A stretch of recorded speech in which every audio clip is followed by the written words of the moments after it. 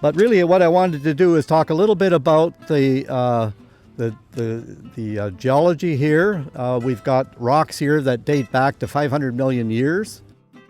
Everybody's sort of heard of like continental drift and the way some of the plates came together. And so there was the North American plate, and then there's other pieces of land that have moved onto this and accreted, what we call accreted onto this area here. So you got younger rocks.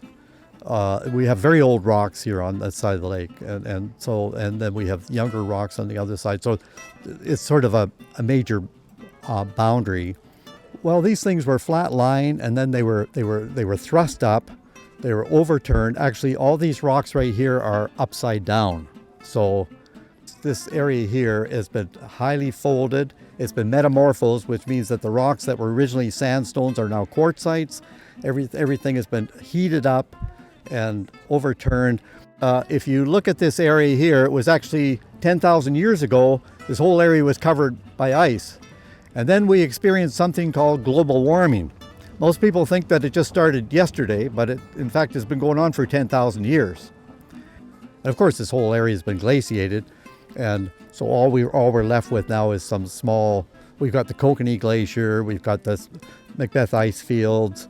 So this is what's left of the area, and probably in the next 50 years, we'll see a lot of this ice disappear too. So if we fast forward to about 200 years ago, is when some of the early fur traders came up the lake, and they discovered the galena, which is this mineral in this particular rock right here, and it's a lead mineral, and they took the lead and smelted it into bullets for their loaded rifles, and so that was some of the very first mining that occurred here, and then. It was 137 years ago then is when Robert Sproul came and staked the claim, and then after that the claims were taken over by Wilbur Hendricks, and Hendricks also came from the States, and he actually acquired and built the Pilot Bay smelter. And so he had the smelter, plus he had the Bluebell claims, and he did the first serious mining here. This particular map right here dates back to 1927. It's the very first map that we have of Riondel, and you can see there was just all the mining was done down in, say, Bluebell Bay at that time, and some of the houses that are actually along Eastman Avenue were actually brought from the Pilot Bay smelter area. And so it's kind of an interesting map, but one of the major features was this limestone formation that runs from almost to Revelstoke all the way down to the Canada-U.S. border.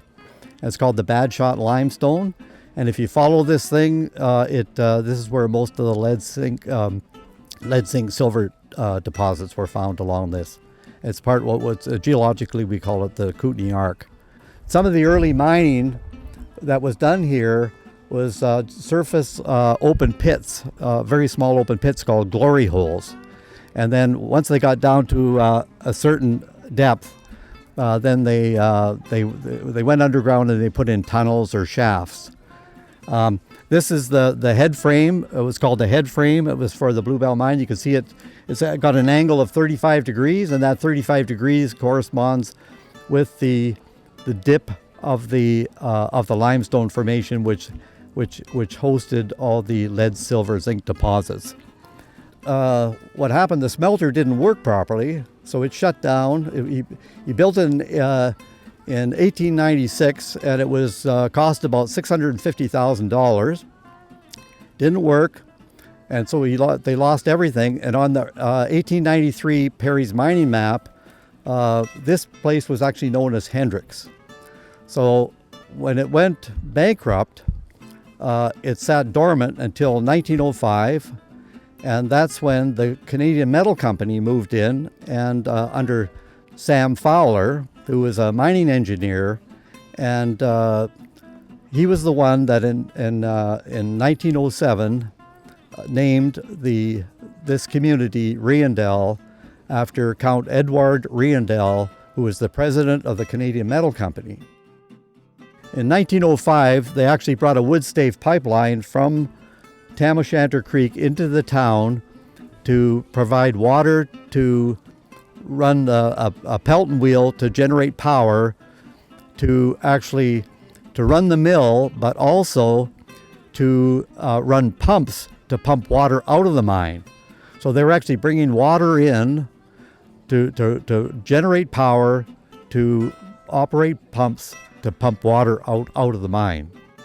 The Canadian Metal Company then, they worked on the Bluebell mine until about 1929. It was actually maybe a little bit before that, but Fowler and Eastman and others worked until 1929, and that's when the Depression happened.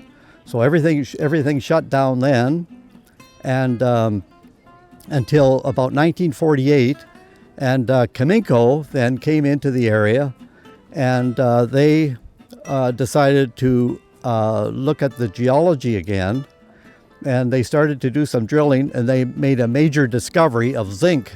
There was very little interest in zinc until there was galvanizing, and then after the war, there was the price of zinc went up, and that's when Teck Cominco realized that they had a major zinc deposit. So up until that time, most of the mining involved lead silver. But then when zinc came in, then it added one more commodity. And so Cominco then developed over the next 20 years, up until about 1970, Cominco mined about $450 million worth of lead, zinc, silver ore. The one thing about the Bluebell mine is that if you look, you can see that all the rocks are dipping underneath the lake. So the actual deposits actually extend underneath the lake, and when they got down below the 250 feet below the surface, they ran into hot waters, very similar to Ainsworth. And and that was one of the things that was one of the deciding factors when they started to run out of ore, but they got down to about 900 feet below the surface, and that's when the waters were like 104 degrees Fahrenheit. So it was one of the factors that when they decided to close the mine. And there was about 250,000 tons of lead, zinc, silver, but it was very deep in underneath the lake. So and then the mine finally closed down in around 1970, and then this whole community just about turned into a ghost town. But it was a retirement town. A lot of the miners then stayed in the area. They decided to retire, and the community really came together over, starting about in 1950. Another thing I should mention about 1950 is that's when the dams on the Kootenai River provided hydropower to all the area on the east shore. So that was another thing that really got the Bluebell mine going.